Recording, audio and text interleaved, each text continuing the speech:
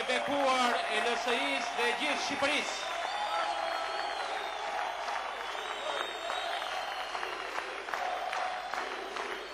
LSI e konsideron arsimin si një mision të mbarë Shqipërisë për përgatitjen e qytetarit me vlerat të demokracisë dhe integrimit, të dashurisë, një dritare nga ku projektohet e ardhmja e vendit në familjen e madhe euroatlantike. Ne kemi nevojë për një brez të ri të kualifikuar, që me punën e vet do t'jap një ndihmës për rritjen e cilësisë jetës, duke garantuar një të ardhme të begat për vendin. Prandaj plani ynë për veprim për qeverisjen e ardhshme synon një strategji të unifikuar të gjitha cikleve të arsimit, e cila synon të arbonizohet me strategjinë e zhvillimit dhe atë të punësimit për të garantuar një zhvillim të qëndrueshëm të vendit. Kjo strategji do të jetë kombëtare dhe për herë të parë në historinë tonë do të kërkohet miratimi i saj në parlament.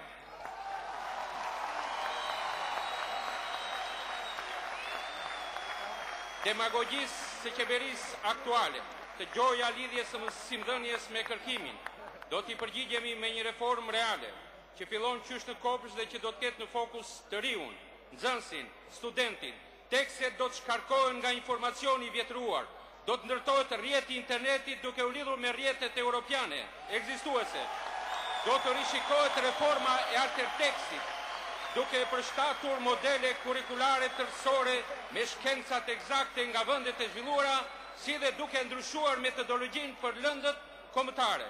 Do të futet eksperimentimi i tekstit para futjes së tekstit në shkollë. Në bashkëpunim me grupet e interesit, ne synojmë të realizojmë një autonomi të plotë universitare, ku universitetet të ndihen partnerët qeverisjes dhe të kthehen në qendra të vërteta kërkikmore, duke u bërë aktore direkte në projektet e strategjisë së zhvillimit kombëtar. Strategjia jonë është ndërtuar mbi parimin shkollim, zhvillim, punësim.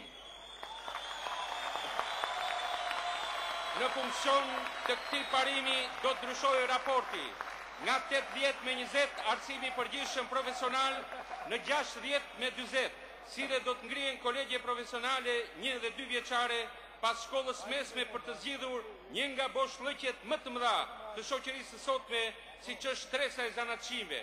Programet qarta qeverisë do të ketë për luftën kundër analfabetizmit, braktisjes shkollës dhe fëmijëve të mujuar, që është bërë një problem alarmant deri në masë 12%.